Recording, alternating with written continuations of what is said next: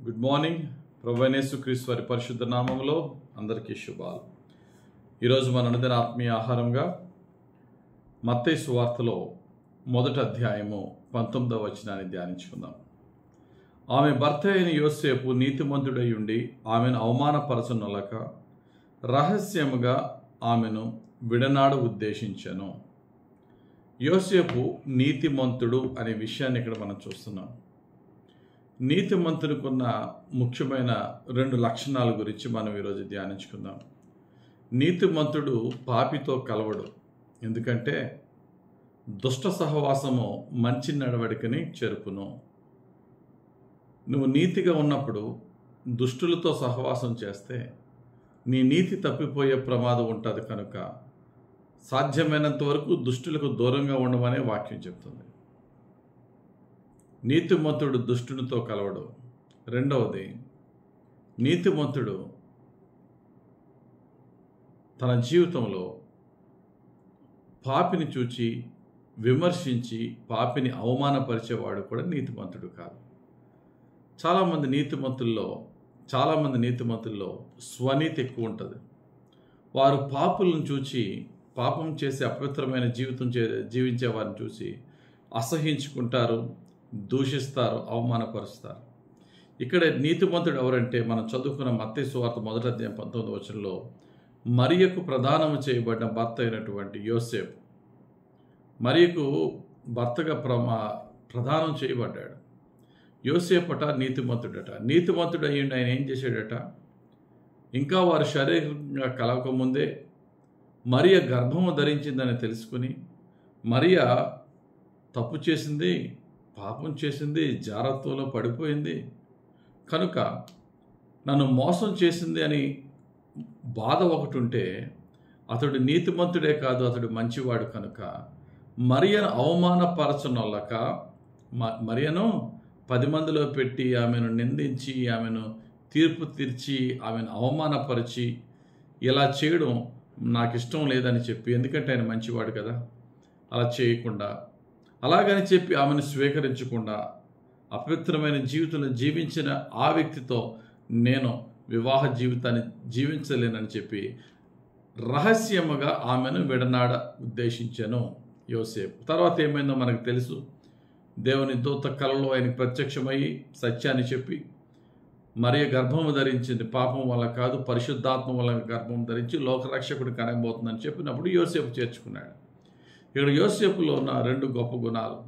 నీతిమంతుడు పాపితో సహవాసం చేయడు, మంచివాడు పాపిని అవమానపరచుడు. ఈ 2 గుణాలు మనలో ఉండాలి. నీతి ఉండాలి, మంచితనము ఉండాలి. నీతి అది స్వనీతి అయి చెడ్డవారిని లేక పాపం చేస్తున్న వారిని అవమానపరిచి, వారిని హేళన చేసి, వారిని నిందించి, వారికి తీర్పు తీర్చే నీతి మనలో ఉండకూడదు. యోసేపు లాంటి నీతిలో ఉండాలి.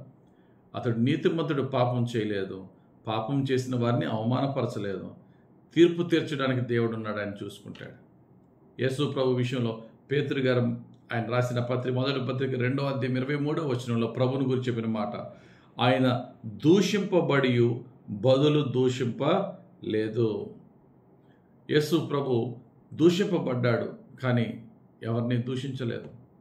ఆయన తీర్పు తీర్చబడ్డాడు, కానీ ఆయన ఎవరికి తీర్పు తీర్చలేదు. కాబట్టి మన జీవితంలో కూడా దేవుని యొక్క నీతిని కలిగి ఉందాం. ఆ నీతి ఎదుట వారిని దూషించడానికో తీర్పు తీర్చడానికో అవకాశంగా మనం తీసుకోకూడదు. క్రొత్త నిబంధన గ్రంథంలో యోసేపును చూసాం, పాత నిబంధన గ్రంథంలో యోసేపును కూడా మనం చూస్తే ఆయనలో కూడా ఇదే గుణం కనబడుతుంది. ఆయన నీతిమంతుడు, మంచివాడు. నీతిమంతుడు కాబట్టే పాపానికి దూరంగా పారిపోయి యథార్థంగా జీవించాడు. ఆయన మంచివాడు కనుకనే ఆయన ప్రధానమంత్రి అవిన తర్వాత తనకు అన్యాయం చేసిన అన్నయ్యలను దూషించలేదు, శిక్షించలేదు, ఏమాత్రం అవమానపరచక వారిని ప్రేమించి, క్షమించి, ఆదరించి పోషించాడు. ఈ 2 సుగుణాలు మనం కూడా కలిగి ఉందాం. నీతి కలిగి ఉందాం. ఎదుటివాని పట్ల మంచిని చూపిద్దాం. ఎదుటివాడు తప్పు చేసినా త్వరగా తీర్పు తీర్చడానికో ఆ వ్యక్తిని అవమానపరచడానికో ఎన్నడూ ముందుకు వెళ్ళొద్దు. అవమానపరిచేదైనా తీర్పు తీర్చేదైనా ప్రభు అది మన పని కాదు. ఎదుటి వారిని ఎటువంటి పరిస్థితులు ఉన్న వాడిని అయినా సరే ప్రేమించడమే మన పని. దేవుడు అట్టి మంచి హృదయాన్ని, ప్రేమగల మనసును, నీతిగల పరిశుద్ధ జీవితమును పరిశుద్ధాత్ముడే మనందరికీ ప్రసాదించును గాక. ఆమేన్. ప్రార్థన చేసుకుందాం. ప్రేమ కలిగిన తండ్రి, దయగలిగిన ప్రభువా, యోసేపు నీతిమంతుడు, మంచివాడు. అటువంటి గుణమును మాకును దయచేయండి అయ్యా. మేము నీ నీతి మార్గంలో నడుస్తున్నామంటే మా శక్తి కాదయ్యా, నీ కృపతోనే మమ్మల్ని నడిపిస్తున్నావు. కాబట్టి ఆ గౌరవ ఘనత మేము అర్హులము కామయ్యా. నిత్యము నిన్నే స్తుతించుకునే భాగ్యం దయచేయండి తండ్రి. నీతి మార్గంలో నడవని వారిని చూసి తీర్పు తీర్చకుండా, అవమానపరచకుండా, వారిని ఎంకరేజ్ చేసి ఆ యొక్క అపవిత్రత నుంచి బయటకు వచ్చి నీతి మార్గంలో నడవడానికి ఎంకరేజ్ చేయటకు, ప్రోత్సాహపరిచే, మేలుకొల్పే మాటలు మాకు దయచేయండి తండ్రి. నీ ప్రేమను పంచే హృదయమును మాకు దయచేయండి.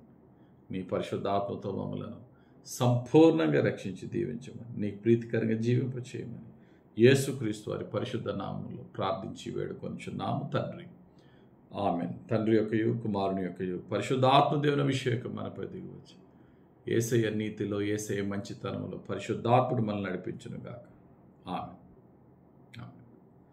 God bless you. Have a very blessed day.